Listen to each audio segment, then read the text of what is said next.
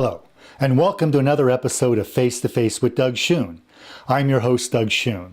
Thank you very much for joining me for this week's episode, which I've entitled Parabens and Other Preservatives. Now, first, I'd like to tell you a story. My best friend is a breast cancer survivor, and I'm very happy to say that she's completely cured. Fortunately, there are more and more survivors like her each year. Breast cancer rates appear to have leveled off, and the survival rate is improving every year, which is all good news in my book. More and more is being learned about this terrible disease, and I believe that someday soon we'll be able to prevent and eliminate breast cancer. Why am I telling you all this? Recently, I went with my friend for her yearly checkup. I was more than a bit surprised to hear the doctor tell her that because of her past breast cancer, it was important that she should avoid parabens. She was supposedly extra susceptible to them. Well, I hadn't said very much until then. I kept a calm, straight face, and I asked the doctor, "Excuse me, doctor, where did you get this information?" Well, he explained that he had read it on an environmental group website that talked all about the dangers of cosmetics. Then I asked him, "How do you know their information is correct?" He stammered a bit before he finally admitted that he had no way of knowing if this information was true. But he did claim to have read it somewhere else before. Yes, on yet another internet website about the supposed dangers of parabens. In other words, he was just parroting or repeating what he had read and believing this information without asking any questions, even though there was no convincing evidence at all that was provided or offered by the site. This doctor knew almost nothing about the subject other than what he had read on these two websites. Yet he's been telling this to his patients ever since, as if it were proven fact. And likely they believed every word he said, but none of it was correct. Yes, doctors are busy people too, and they make mistakes like everyone else. But most people probably expect that a doctor would do some fair and unbiased research before immediately jumping to conclusions. Apparently not, at least in this case. I hear this question all the time. "Doug, who has any time to do any research?" But the real question is, what are the consequences if you don't? How else can you be ensured that your facts are correct and that you're not being duped? Not only is it wise to do some research, but you should always question the source of the information and never automatically believe what you read or hear.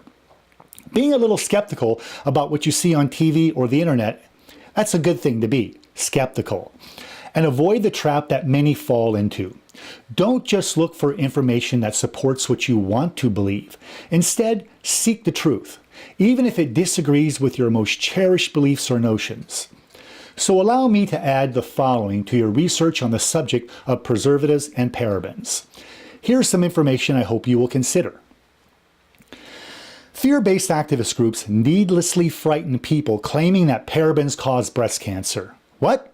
No way.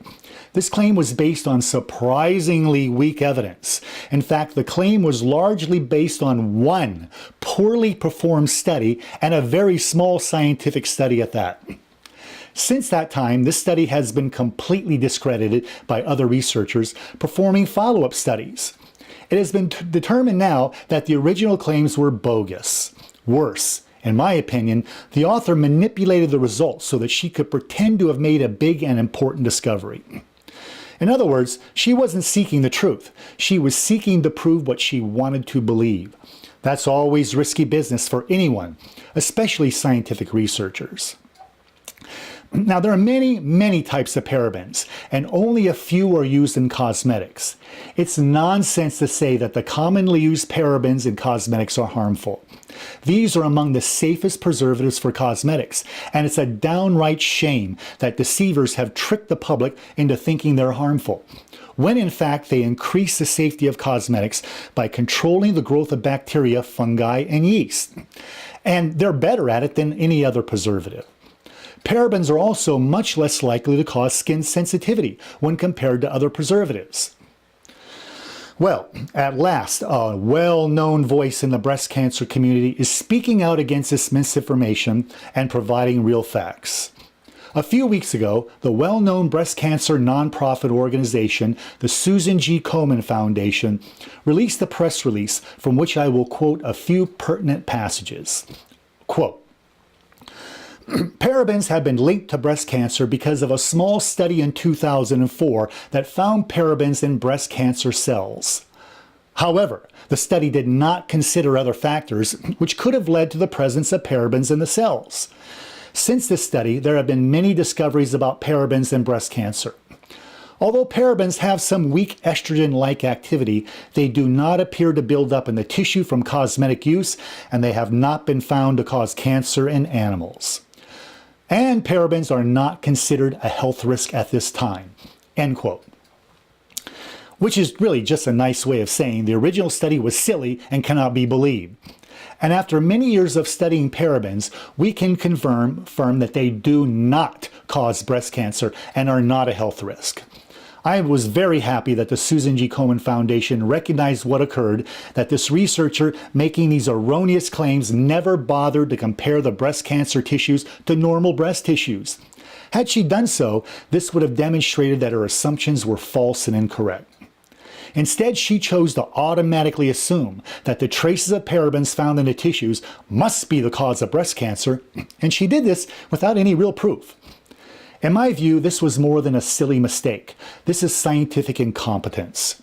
This researcher seems to have been more interested in proving what she already believed was true rather than seeking out the truth. That's not real science. That's called junk science. Junk science is phony science. Unfortunately, the use of phony junk science is becoming all too common with many cosmetic activist groups. These groups don't really care about the facts, especially when the facts disagree with their preconceived notions and their misguided beliefs. They'd much rather rely on junk science. These groups will sponsor bogus studies that pretend they are valid scientific studies, but these so-called studies are nothing more than a game of charades designed to fool the public, the news media, and politicians. That's why for years I've asked people not to listen to fear-based activist groups and never donate money to them and don't use their websites. They'll just use the donated money to unfairly attack cosmetics and continue to needlessly frighten the public with junk science and more trickery. Why does this matter? Parabens are very important preservatives that are highly effective in a wide range of cosmetics. They prevent the growth of a wider range of microbes than most other preservatives. Not only that, they're among the most useful preservatives. Not only are they among the most useful preservatives, they are likely among the safest of these preservatives. They're highly effective against bacteria, fungi, and yeast, even at low concentrations, and are much less likely to cause adverse skin reactions.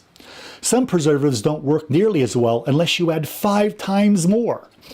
It's really a terrible shame to see how fear-based activism has gone so horribly wrong and how much damage they have caused by their unfair distortions.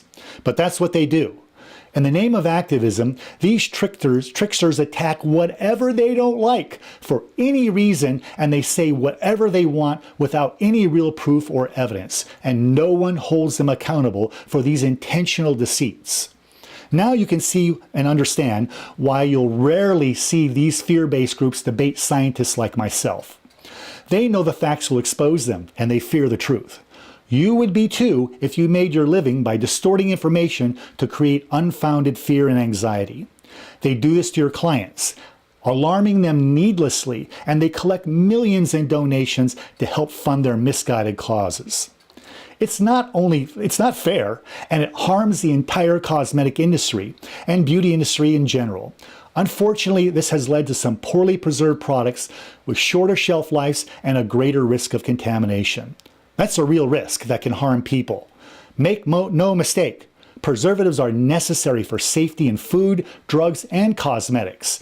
Anyone who says otherwise doesn't understand the facts. Preservatives help ensure the product safety and improve the quality of your life. Don't let these tricksters fool you, and make sure you inform your clients about this issue as well. Help spread the truth and stop this nonsense before it causes any more unnecessary damage. Tell your clients not to listen to these fearmongers and never donate money to them. If you want the facts about cosmetic ingredients, you won't get them from these fear-based websites. Instead, I'll recommend 2 sites and will post their links at the end of this episode. I've contributed information to both these sites and have reviewed what they provide, so I can vouch for them. These websites provide up-to-date and fact-based information about cosmetic ingredients, and I highly recommend them, so please have a look. Watch for the links at the end. Also, don't forget, I'll put a link up for DougSchoonsBrain@gmail.com. Send your questions to DougSchoonsBrain@gmail.com because I'd love to answer your questions. The question I want to answer this week was asked by a viewer. It said, Doug, I was always led to believe that nail resin and glue are different. Is this correct? What are the differences and how do I know which to use? This is a great question that illustrates a big problem in the beauty industry in general, and it demonstrates how confusing nail terminology can be. Why does this continue to happen? Largely because marketers too often use the incorrect terms to describe their products or services, which further reinforces the use of these incorrect terms. Trade magazines sometimes do this as well. Now, don't get me wrong, I am not blaming marketers and the magazines. They're just responding to the words that nail professionals use every day, and that's their job. It seems to me that much of the incorrect terminology comes from schools, educators, and veteran nail technicians who don't want to keep up with the latest educational information. That's why I focus on providing this type of information to educators. They are our best hope for improving the situation in the industry. Now to answer your question. In practical terms, resin and glue are the same thing, and it's a misunderstanding to think they are different. How did this misunderstanding occur? To understand that, we have to travel back into ancient times. The word glue actually refers to animal-based adhesives. Glues were originally made from proteins extracted from animal hides, horns, and hooves. In the 30s, that newfangled Elmer's glue was developed, and it was a breakthrough. It used protein found in milk, a protein called casein. Protein-based glues have been used since ancient times to adhere things together, and for thousands of years, all was well. But confusion began in the late 40s, when Elmer's glue changed formulas from milk protein to a synthetic polymer called polyvinyl acetate, or PVA. This polymer belongs to a unique